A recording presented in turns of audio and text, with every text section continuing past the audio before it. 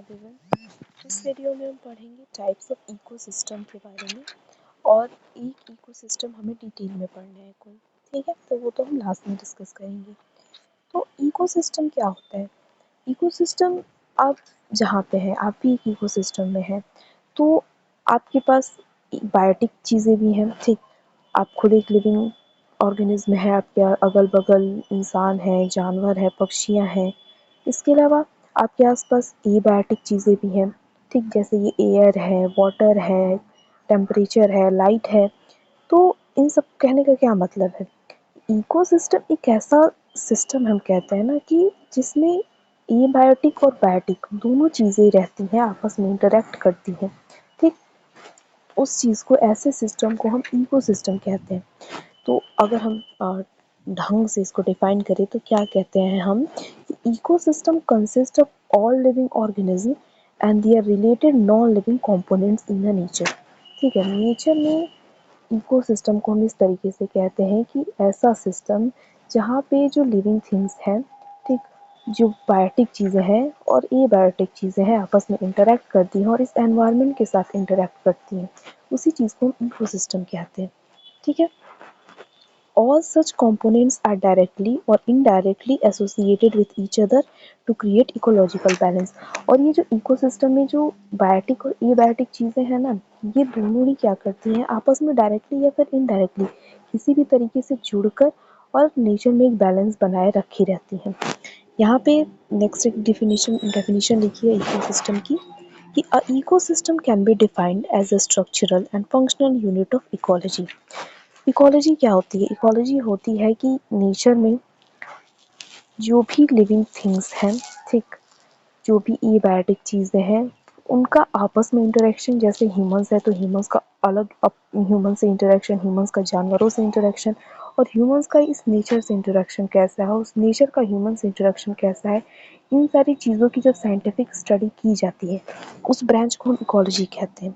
और इकोलॉजी की सबसे जो स्ट्रक्चरल और फंक्शनल यूनिट होती है वो होती है इकोसिस्टम, क्योंकि इकोसिस्टम में ही बायोटिक और एबायोटिक, लिविंग और नॉन लिविंग दोनों चीज़ें हैं, और वही दोनों चीज़ें आपस में इंटरेक्शन करती हैं, और उसी इंटरेक्शन को जब आप पढ़ते हैं तो उसको हम इकोलॉजी कहते हैं। तो इकोलॉजी क्या होती है?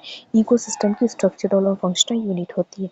Next, in which different living organism interact with others and surrounding non living environments. तो इकोसिस्टम सब मिला के हम क्या कह सकते हैं कि इकोसिस्टम इकोलॉजी की स्ट्रक्चरल और फंक्शनल यूनिट होती है, जहाँ पे जितने भी लिविंग ऑर्गेनिज्म होते हैं वो आपस में अपने एबायोटिक चीज़ों से, नॉन लिविंग चीज़ों से इंटरेक्ट करते हैं, ठीक है।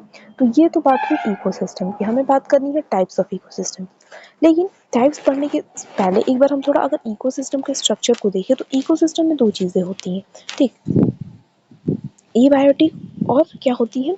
बायोटिक। एबायोटिक मतलब नॉन लिविंग और बायोटिक मतलब लिविंग, यही दोनों चीज़ें तो आपस में इंटरेक्ट कर रही हैं, ठीक है, और इसी के इंटरेक्शन को इकोलॉजी के अंडर पढ़ रहे हैं। तो इकोसिस्टम के अगर स्ट्रक्चर की एक बार हम बात करें तो एबायोटिक फैक्टर्स और बायोटिक फैक्टर्स या फिर कंपोनेंट्स आप कह लीजिए होंगे, ठीक। एबायोटिक चीज़ों में क्या क्या आती हैं देखिए, तो हम इसको इस तरीके से कैटेगराइज कर सकते हैं ना, एबायोटिक चीज़ों को फिजिकल फैक्टर्स में, इनऑर्गेनिक सब्सटेंसेस में, ऑर्गेनिक सब्सटेंसेस में। इसके अलावा भी बहुत सारी चीज़ें आ सकती हैं, आप देख सकते हैं, मैंने यहाँ पे कुछ लिखे हैं, ठीक। ठीक है, तो देखिए, फिजिकल फैक्टर्स में टेम्परेचर आएगा, ह्यूमिडिटी आएगी, लाइट आएगा, एटमॉस्फेरिक प्रेशर है, ये सारी चीज़ें आ सकती हैं, आती हैं। इनऑर्गेनिक सब्सटेंसेस में water, oxygen, carbon dioxide, nitrogen, ये सारी चीज़ें आएंगी, ये सारी एबायोटिक चीज़ें हैं।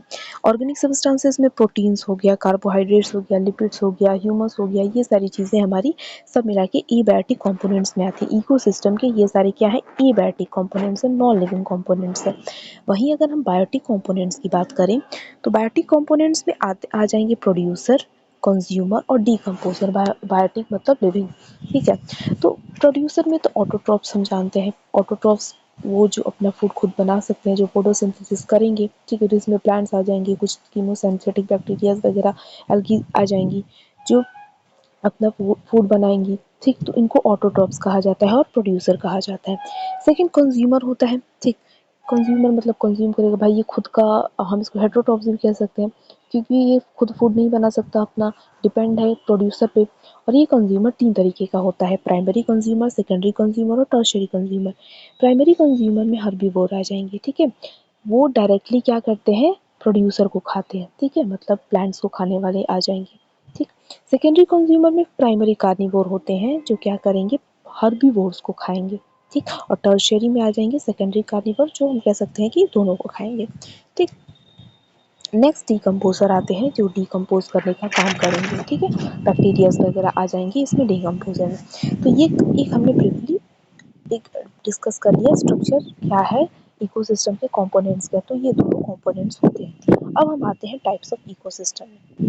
तो देखिए, इकोसिस्टम क्या है, सबसे सिंपल यही है ना कि अगर ये कोई सिस्टम है जिसमें लिविंग और नॉन लिविंग दोनों चीज़ें आपस में इंटरेक्ट कर रही हैं, तो हम उसे क्या कहते हैं, इकोसिस्टम है। वहाँ पे नॉन लिविंग चीज़ भी होनी ही चाहिए, ठीक। तो इकोसिस्टम ना क्लाइमेट के बेसिस पे, टेम्परेचर के बेसिस पे, हैबिटाट्स के बेसिस पे, अलग अलग लाइफ फॉर्म कैसी हैं, स्पीशीज़ कैसी है, इन सारी चीज़ों के बेसिस पे कई तरीके के इकोसिस्टम होते हैं। जैसे इकोसिस्टम वाला भी हमने आई थिंक किसी वीडियो में बात की है। तो कहा ना कि इकोसिस्टम एक कोई पेड़ हो सकता है, सिंगल पेड़ भी इकोसिस्टम होता है, पूरा का पूरा जंगल भी इकोसिस्टम होता है। तो डिपेंड करता है भाई, एक पेड़ पे गिलहरी रह रही है, खरगोश, चलिए खरगोश भी नीचे रह सकता है, चिड़िया रह रही है, ठीक, तो वो सारी चीज़ लिविंग हो गई, हमारी पेड़ भी लिविंग हो गई।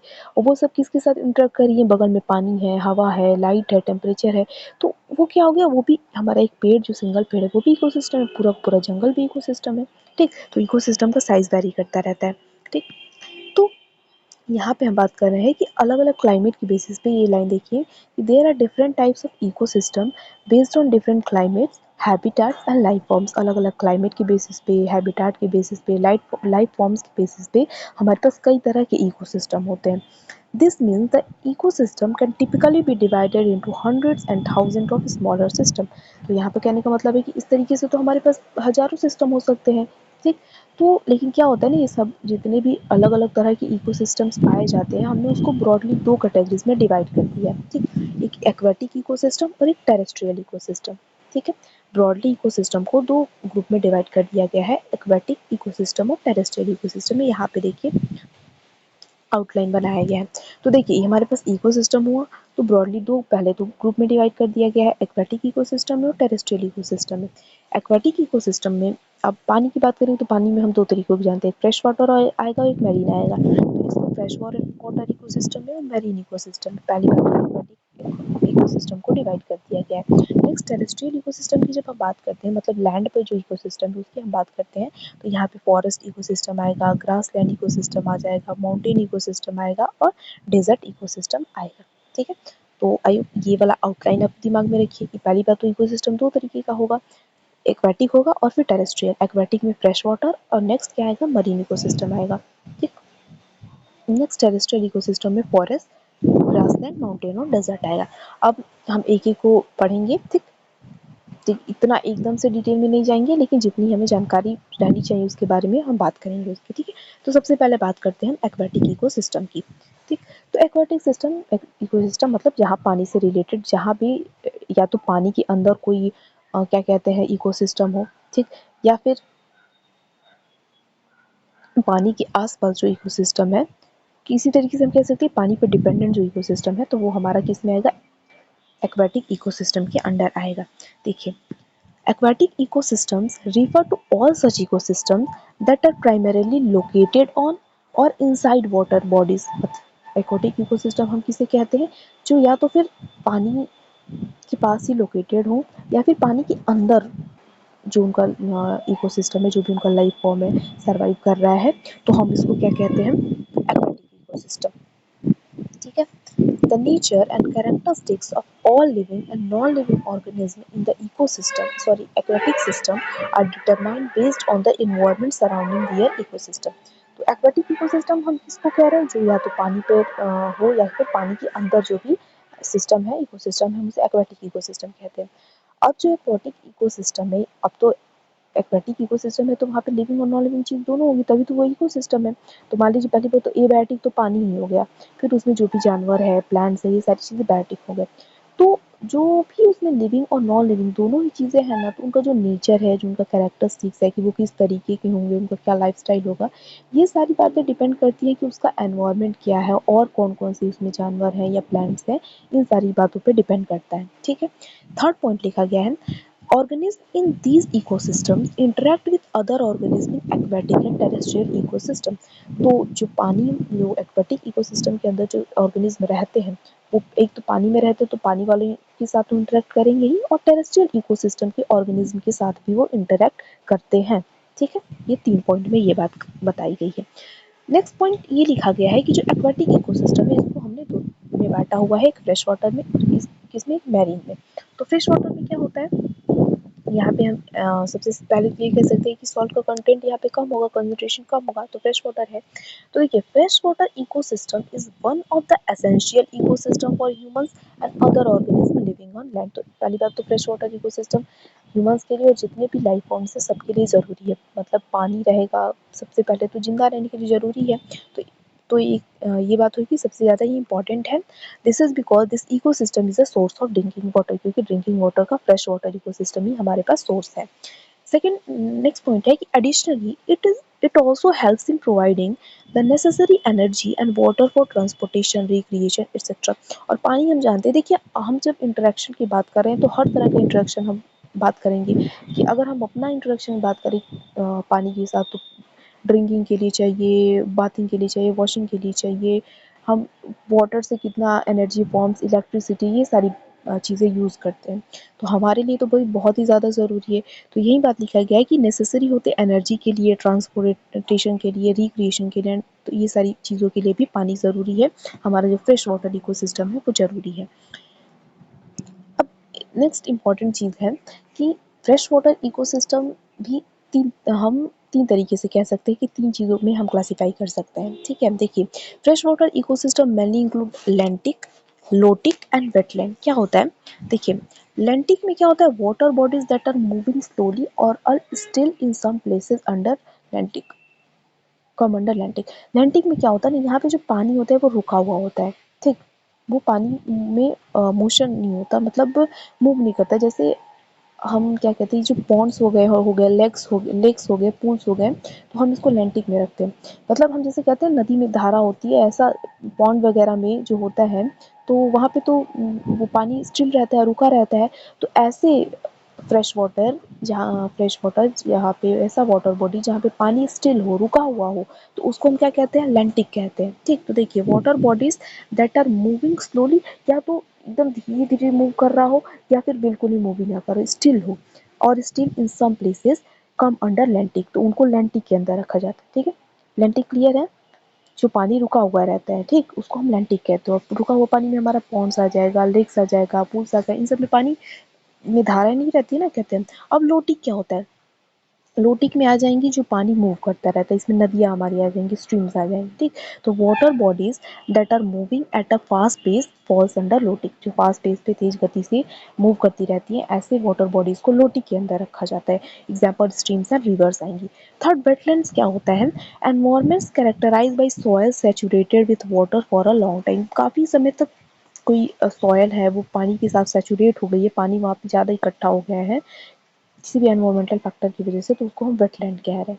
ठीक, तो ये हो गया फ्रेश वाटर। ठीक है, एक बार फ्रेश वाटर को पूरा इसको पढ़ ले तो उसके बाद कंक्लूड करेंगे जो चीज़ें हमने देखा। ठीक, तो देखिए, the fresh water ecosystem is the smallest type of ecosystem among the major type of ecosystem.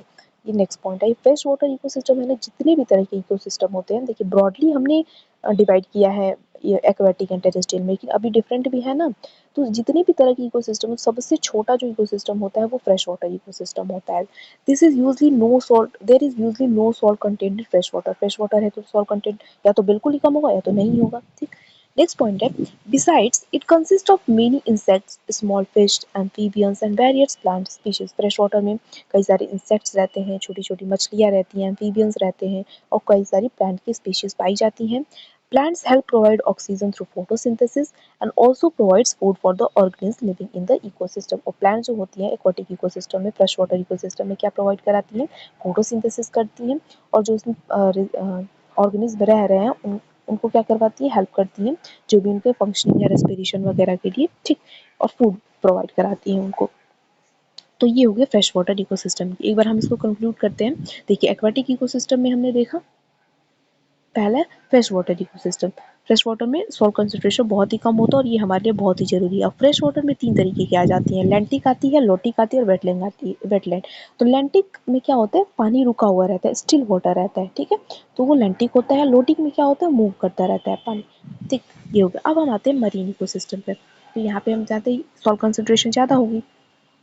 Next देखिए, तो देखिए marine ecosystems are usually characterized by the presence of salt content. यहाँ पे सॉल्ट कंटेंट होगा उस पानी में। These ecosystems have a higher salt content than the fresh water ecosystem. तो यही बात है कि यहाँ पे सॉल्ट कंटेंट ज़्यादा होगा अगर फ्रेश वाटर में है तो। वैसे तो मरीन नाम ही है तो इसमें सॉल्ट कंसंट्रेशन होगी ही। अब नेक्स्ट पॉइंट भी देखिए, these are known as the largest type of ecosystem on earth. Fresh water क्या थे, स्मॉलेस्ट थे, और मरीन वाटर लार्जेस्ट थे।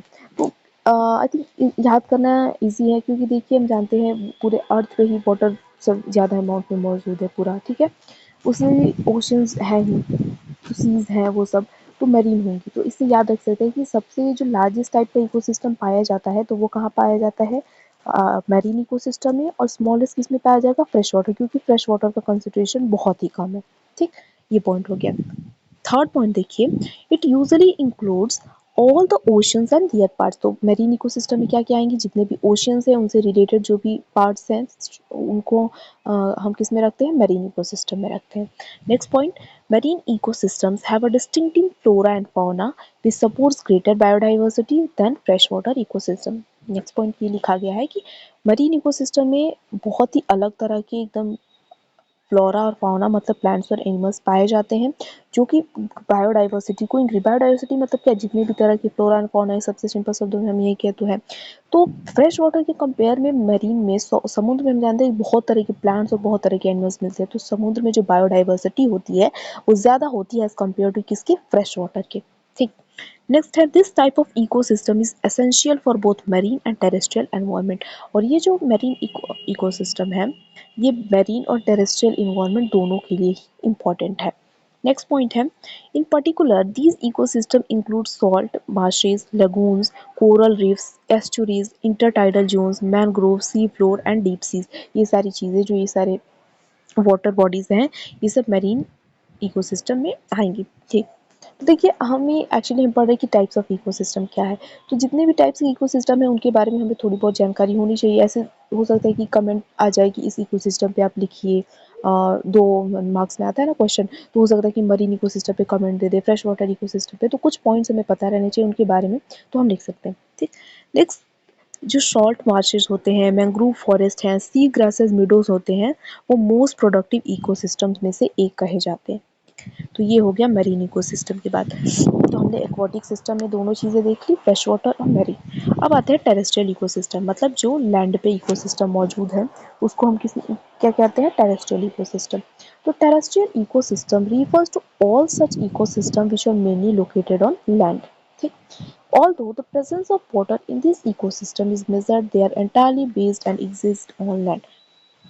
यहाँ पे एक्चुअली पहली बात तो टेरेस्ट्रियल इकोसिस्टम जो लैंड पे मौजूद है वो चीज़ होता है। यहाँ पे ये कंपैरिजन में बताया गया है वाटर जो एक्वाटिक इकोसिस्टम है और इस पे टेरेस्ट्रियल इकोसिस्टम है, कि देखिए टेरेस्ट्रियल इकोसिस्टम में भी कई जगहों पे पानी मौजूद होता है लेकिन लैंड के कंपेयर में उस टेरेस्ट्रियल इकोसिस्टम में जो पानी मौजूद है वहाँ पे बहुत ही कम कह सकते हैं होता है बायोटिक या एबायोटिक चीज़ों का इंट्रोडक्शन यहाँ पे बहुत ही कम मात्रा में मौजूद होता है, कंसिडरेबल नहीं होता है, इसीलिए हम उसको नहीं लेते हैं। तो हम टेरेस्ट्रियल को ज़्यादा लैंड वाले इकोसिस्टम को कंसिडर करते हैं, क्योंकि जैसे रिवर्स हो गया, पॉन्ड्स हो गया, ये सब एक कंसिडरेबल अमाउंट में पानी है वहाँ पे और वहाँ पे लाइफ फॉर्म एग्जिस्ट कर रही है। तो हम इसीलिए उसको अलग रखते हैं कि वो वाटर एक्वेटिक इकोसिस्टम है और लैंड वाले को अलग रखते हैं, ठीक।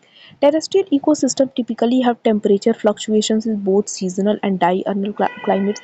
और टेम्परेचर टेरेस्ट्रियल इकोसिस्टम भी क्या कहते हैं हम, क्या बताते हैं कि यहाँ पे टेम्परेचर फ्लक्चुएशंस होते रहते हैं सीजन्स में भी या दिन में भी होते रहते हैं। पर जी अभी फ़िलहाल का ही सीज़न देखिए, धूप भी है, हवा भी है, ठंड है, रात को थोड़ी और ठंड बढ़ जाएगी। वाटर बॉडीज़ में इतना हमें फ्लक्चुएशन देखने को नहीं मिलता है, टेरेस्ट्रियल इकोसिस्टम में हमें देखने को मिलता है। नेक्स्ट पॉइंट है, the availability of light is somewhat higher in terrestrial ecosystem than in aquatic system. Next point ये है कि जो अवेलेबिलिटी है लाइट का, जो हमारे पास है सनलाइट का पहुंचना, वो टेरेस्ट्रियल पे, धरती पे जो है, लैंड पे ज़्यादा है एज़ कम्पेयर टू वाटर। क्योंकि वाटर पे अलग अलग लेवल्स पे हम डिवाइड कर सकते हैं। तो नीचे तो बहुत ही बिल्कुल ही सनलाइट नहीं पहुंचती है, लेकिन धरती पे तो कह सकते हैं इक्वल अमाउंट में पहुंच सकती है। तो मतलब इक्वल अमाउंट में ना भी हो तो क्या है, फ्रेश वाटर के कंपेयर में ज़्यादा लाइट हमें मिलती है, लैंड पे रहती है टेरेस्ट्रियल इकोसिस्टम। यहाँ पे बातें तो टेरेस्ट्रियल इकोसिस्टम में इतना पॉइंट हमें लिखना है, ये दोनों कंपेयर करके बताई गई हैं बातें। अब टेरेस्ट्रियल इकोसिस्टम जैसे हमने देखा था 4-5 प्रकार के, फॉरेस्ट इकोसिस्टम, ग्रासलैंड इकोसिस्टम, ये सारी बातें आएंगी, तो हम इनको पढ़ते हैं। सबसे पहले फॉरेस्ट इकोसिस्टम। तो फॉरेस्ट इकोसिस्टम मतलब नाम से पता है, फॉरेस्ट एरिया जहाँ पे कह सकते हैं कि एक आइडेंटिटी के लिए कि ट्रीज़ का नंबर वहाँ पे बहुत ही ज़्यादा होता है, एनिमल्स भी अलग अलग तरह के पाए जाते हैं, प्लांट्स अलग अलग तरह के पाए जाते हैं। तो ऐसे एरिया को हम क्या कहते हैं, फॉरेस्ट कहते हैं, फॉरेस्ट इकोसिस्टम कहते हैं, क्योंकि वहाँ पे जानवर है और प्लांट है, फिर वो भी हवा से, पानी से इंटरेक्ट कर रहे हैं, तो वो हमारा एक इकोसिस्टम हो गया। A forest ecosystem is a region where trees predominate। तो फॉरेस्ट इकोसिस्टम कैसा क्या होता है, एक रीजन होता है जहाँ पे ट्रीज प्रीडोमिनेट करती हैं, मतलब वहाँ बहुत ही ज़्यादा मात्रा में रहती हैं। And there are interconnected plants, animals and micro organism. और उसके अलावा फॉरेस्ट में क्या क्या मिलते हैं, प्लांट्स, एनिमल्स और माइक्रो ऑर्गेनिज्म हमें देखने को मिलते हैं। और ऐसे एक रीजन को हम क्या कहते हैं, फॉरेस्ट इकोसिस्टम कहते हैं। There are much different flora and fauna in this ecosystem. तो फॉरेस्ट जो है, फॉरेस्ट इकोसिस्टम है, यहाँ पे बहुत तरह के हमें फ्लोरा और फौना देखने को हमें मिलता है। ठीक, नेक्स्ट पॉइंट क्या लिखा गया है कि it has a high density of living organism that live with non living abiotic elements. Forest में एक बहुत ही हाई डेंसिटी, बहुत ही ज़्यादा मात्रा में क्या होता है, लिविंग ऑर्गेनिज्म रहते हैं जो कि नॉन लिविंग चीज़ों के साथ इंटरेक्ट करते हैं।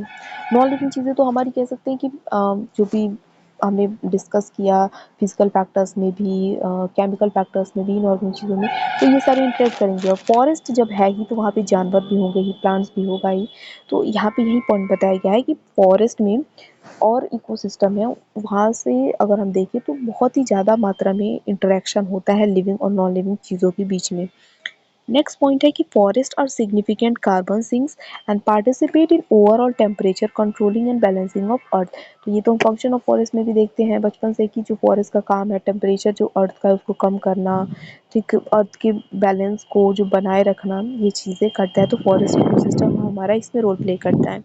Changes in forest ecosystem affect the entire ecological balance.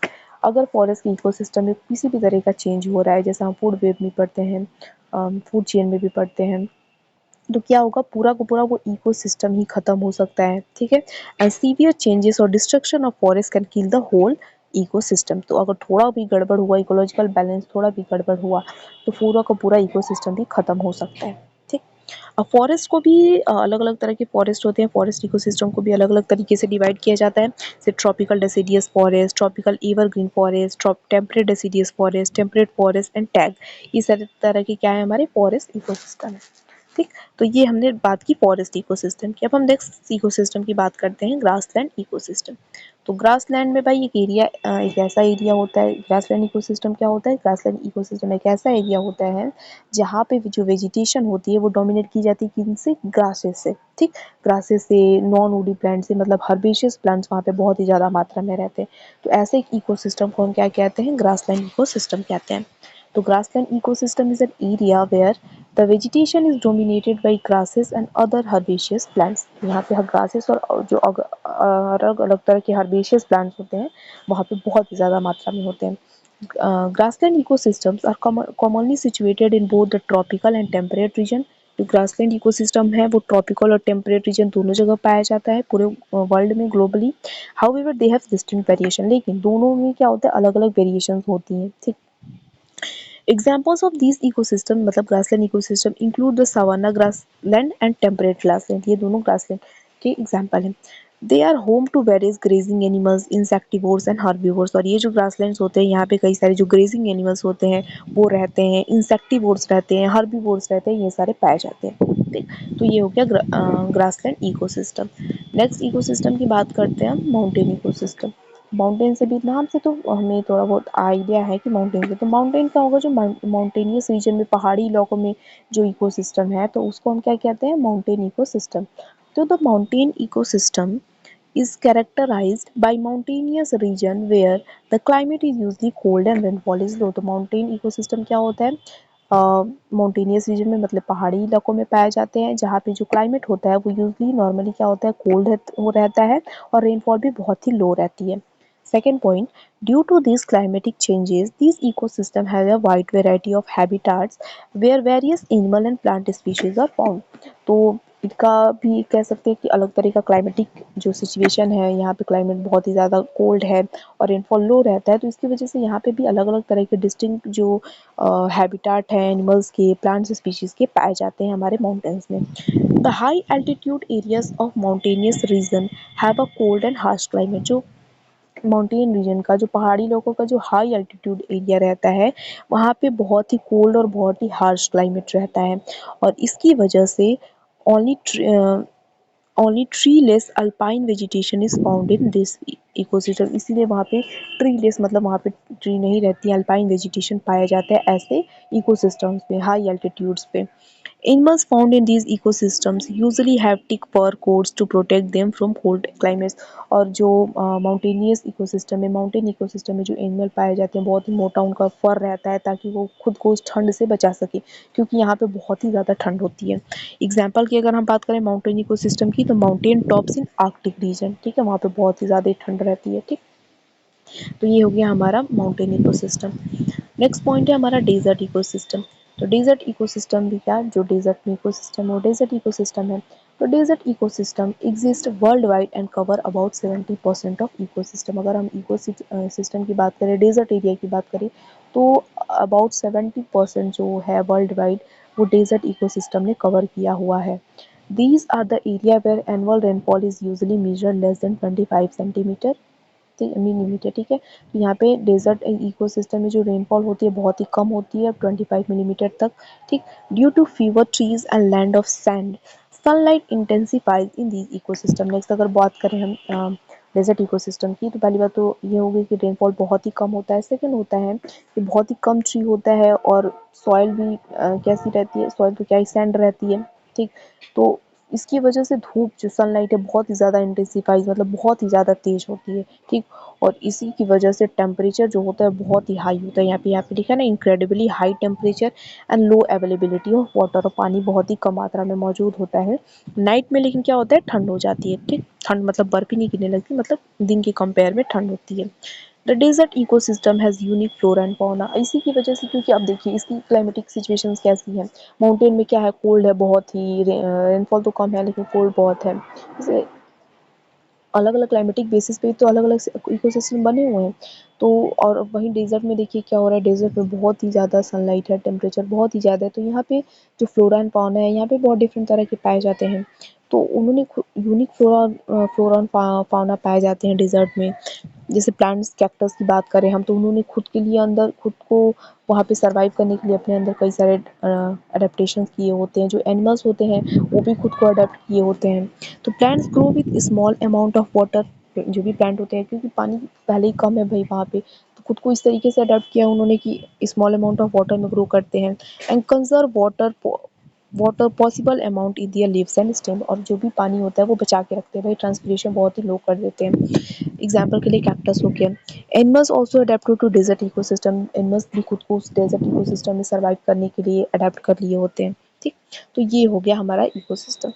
देखिए डेजर्ट इकोसिस्टम की बात की हमने, तो और देखिए हमें टाइप्स ऑफ इकोसिस्टम पढ़ने थे जो हमने पढ़ा। सबसे पहले एक बार कंक्लूड करते हैं क्या क्या, एक्वाटिक और टेरेस्ट्रियल इकोसिस्टम। एक्वाटिक में क्या, फ्रेश वाटर और मैरीन। फ्रेश वाटर में लेटिक, लोटिक और वेटलैंड। ये तीनों होगा।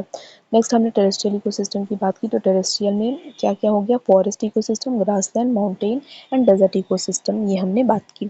अब हमें सिलेबस में हमारे दिया है एक किसी इकोसिस्टम को आपको डिटेल में पढ़ना है, तो हम पढ़ेंगे क्या, पॉन्ड इकोसिस्टम को, क्योंकि मोस्टली हम पॉन्ड इकोसिस्टम ही पढ़ते हैं, तो पॉन्ड इकोसिस्टम को हम पढ़ते हैं।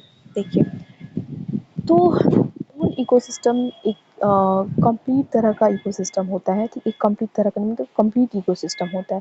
क्यों, क्योंकि यहाँ पे कह सकते हैं कि बहुत ही अच्छा तरीके का एक्वेटिक, अगर फ्रेश वाटर आपको इकोसिस्टम पढ़ना है तो आप समझ सकते हैं, क्योंकि यहाँ पे एबायोटिक और बायोटिक कंपोनेंट दोनों भरपूर मात्रा में रहती हैं और पूरा बढ़िया से साइकिल सब चलता रहता है। तो पॉन्ड इकोसिस्टम क्या, पहली बात तो कंप्लीट तरह का इकोसिस्टम होता है, आप याद रखिएगा। बात करते हैं, चलिए क्या क्या बातें हैं। तो पॉन्ड पहली बात क्या होता है, एक small area of still fresh water होता है, ठीक, पानी यहाँ पे रुका रहता है, शैलो वाटर रहता है, छिछला वाटर रहता है, और going deep to 12 to 15 feet deep, 12 से 15 फीट डीप हो सकता है पॉन्ड कोई भी, ठीक। It is one kind of aquatic ecosystem, pond ecosystem एक तरह का एक्वाटिक इकोसिस्टम है, consisting of both biotic and abiotic organism, और इस पॉन्ड में बायोटिक और एबायोटिक ऑर्गेनिज्म दोनों रहते हैं, that surrounding. Next, it is a freshwater ecosystem in which organisms rely one one other another and on the water for nutrient and survival। तो ये जो हमारा पॉन्ड इकोसिस्टम होता है, यहाँ पे जो भी ऑर्गेनिज्म रहते हैं वो एक दूसरे पे भी डिपेंड रहते हैं, और उस एबायोटिक चीज़ पे, उस वाटर पे भी डिपेंड रहते हैं अपने न्यूट्रिएंट के लिए, अपने सर्वाइवल।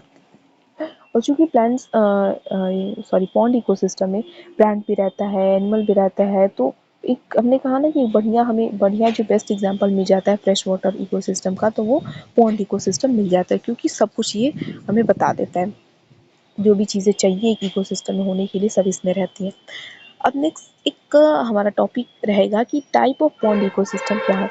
तो पॉन्ड इकोसिस्टम के भी कई सारे टाइप्स हैं, यहाँ पे हमने कुछ 5 टाइप्स लिखे हैं। पहला है गार्डन पॉन्ड इकोसिस्टम। तो गार्डन पॉन्ड इकोसिस्टम क्या होते हैं, ये मैन मेड होते हैं, मतलब आर्टिफिशियली बनाए जाते हैं, और मतलब सजा वजा के रहता है ना, बढ़िया से तैयार किए जाते हैं, ऑर्नामेंटल प्लांट्स लगाए जाते हैं, एनिमल्स लगाए जाते हैं, मतलब रखे जाते हैं सजावटी ये सब, तो वो गार्डन पॉन्ड इकोसिस्टम होता है, मैन मेड होता है with ornamental plants and animals, ठीक।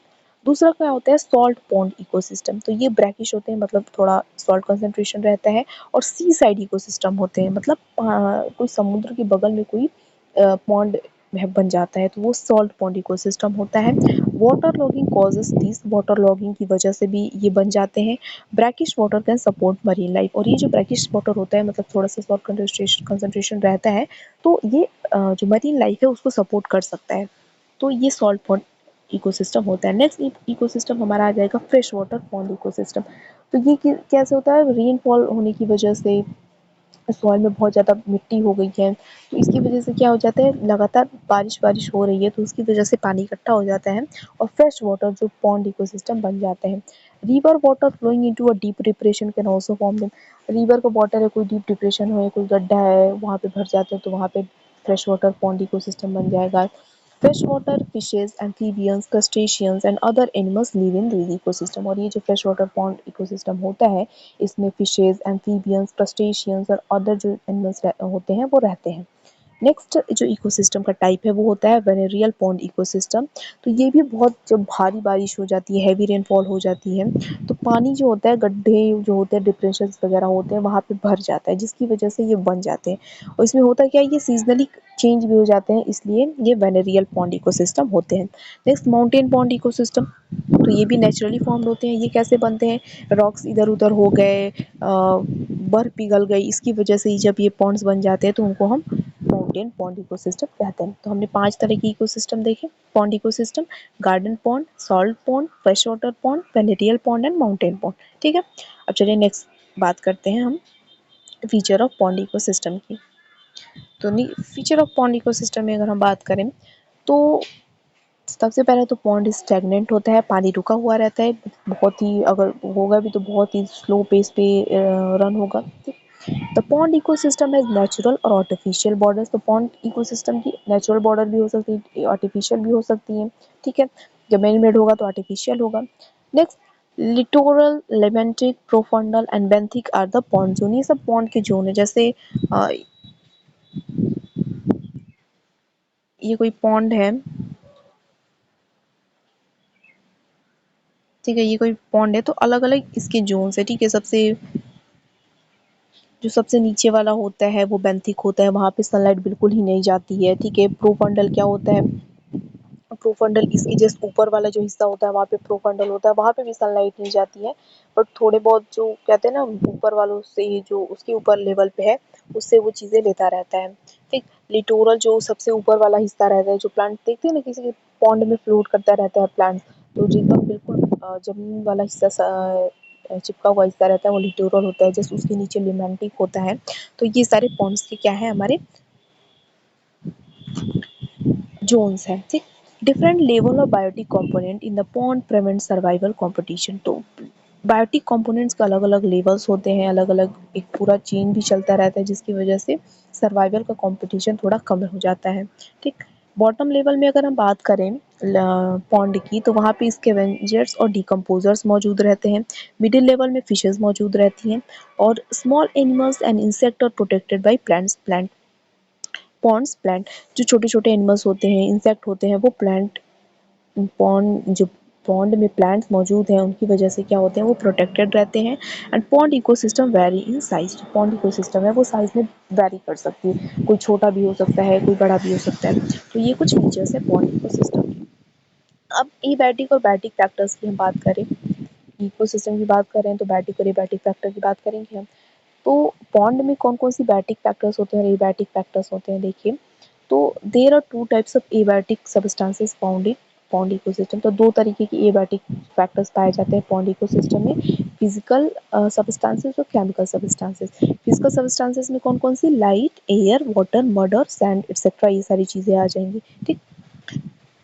केमिकल सब्सटेंसेस की अगर हम बात करें तो carbon dioxide, sulphur, phosphorus, nitrogen, oxygen, protein, carbohydrate, lipid, humus, minerals, ये सारी चीज़ें आ जाएंगी। तो ये हमारी क्या है, एबायोटिक चीज़ें हैं, पॉन्ड जो हमारी इकोसिस्टम है उसमें पाई जाती हैं।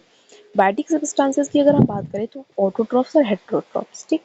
तो ऑटोट्रॉफ्स में क्या होगा, ऑटोट्रॉफ्स में आएंगे प्रोड्यूसर्स आएंगे, ठीक, जो फूड अपना बना सकते हैं। तो green plants and chemosynthetic organism are the autotrophs in a pond ecosystem. Pond ecosystem में कौन कौन ऑटोट्रॉफ होता है, ग्रीन प्लांट, और जो कीमोसिंथेटिक ऑर्गेनिज्म है वो ऑटोट्रॉफ्स का काम करते हैं। They are mainly the producer group, ये प्रोड्यूसर ग्रुप होते हैं। There are two type of autotrophs found in a pond. और हम बात करें ऑटोट्रॉफ्स की, तो पॉन्ड में दो तरीके के ऑटोट्रॉफ्स पाए जा सकते हैं, पाए जाते हैं, ठीक। पहले तो ग्रीन प्लांट या फिर कीमोसिंथेटिक जो ऑर्गेनिज्म है वो हो सकते हैं। अब दो तरीके के ऑटोट्रॉफ्स जो हैं वो पाए जा सकते हैं। पहले rooted plant with floating branches, मतलब ऐसे प्लांट जिनके पास रूट तो होंगी लेकिन उनकी ब्रांचेस फ्लोट कर रही होंगी, तो इसमें निम्फी, नेलुम्बो, ये एग्जाम्पल हो गए। फिर दूसरा क्या हो सकता है, फ्री फ्लोटिंग प्लांट, रूटेड नहीं होंगे, फ्री फ्लोटिंग होंगे, तो इसमें पिस्टिया, लिमा एक्सेट्रा ये सब आएंगे, ठीक। तो बायोटिक सब्सटेंस में ऑटोट्रॉफ और हेटेरोट्रॉफ आ गया। सेकेंड है, सॉरी ऑटोट्रॉफ हमने देखा। अब सेकेंड हेटेरोट्रॉफ की अगर हम बात करें तो देखिए, organisms that cannot produce their food and are dependent on other for other food, other for other नहीं, other for food होगा, ठीक है, their food are called heterotrophs, ठीक है। तो ये तो हम जानते हैं हेटेरोट्रॉफ क्या है, जो खुद का भोजन नहीं बना सकते और डिपेंड रहते हैं प्रोड्यूसर्स पे, तो उनको हम हेटेरोट्रॉफ्स कहते हैं। पर इनको क्या कहा जाता है, कंज्यूमर कहा जाता है। दो तरीके के कंज्यूमर होते हैं, प्राइमरी कंज्यूमर और सेकेंडरी कंज्यूमर। तो प्राइमरी कंज्यूमर क्या होते हैं, जो प्राइमरी प्रोड्यूसर्स होते हैं उन पे फीड करते हैं, ठीक है, जो प्रोड्यूसर्स होते हैं उन पे फीड करते हैं वो होते हैं प्राइमरी कंज्यूमर, जो डायरेक्टली प्रोड्यूसर पे फीड करते हैं। अब प्राइमरी कंज्यूमर को तीन कैटेगरी में डिवाइड किया गया है, first level consumer, second level consumer और थर्ड लेवल कंज्यूमर, ठीक है। फर्स्ट लेवल कंज्यूमर देखिए, तो consumer eat from the producer directly, ये डायरेक्टली प्रोड्यूसर से ईट करते हैं, ठीक। तो इसमें एग्जांपल आ जाएगा मॉस्किटो का लार्वा, ठीक। ये फर्स्ट लेवल कंज्यूमर में आएगा। सेकंड लेवल कंज्यूमर में क्या आएगा, जो फर्स्ट लेवल कंज्यूमर पर डिपेंड करे, जो फीड करे, उसको हम क्या कहते हैं, सेकंड लेवल कंज्यूमर, इसमें स्मॉल फिशेज आ जाएंगी, ठीक। और थर्ड लेवल कंज्यूमर क्या होगा, कंज्यूमर दो feed on both first and second level consumer, जो फर्स्ट और सेकंड लेवल कंज्यूमर दोनों को फीड करे, उसको हम क्या कहते हैं, थर्ड लेवल कंज्यूमर। इसमें बिग फिशेज आएंगी, ये छोटे छोटे मछलियों को खाएंगी, ठीक। तो ये क्या हो गया, कंज्यूमर हम बात कर रहे हैं हेटेरोट्रॉप्स की।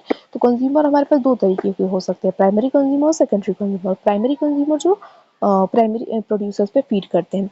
अब ये 3 तरीके के हो सकते हैं, first level, second level and third level, ठीक। सेकेंडरी कंज्यूमर की बात करते हैं तो they are also called decomposer, इन्हें डीकम्पोजर कहा जाता है, ये डीकम्पोज करने का काम करेंगे।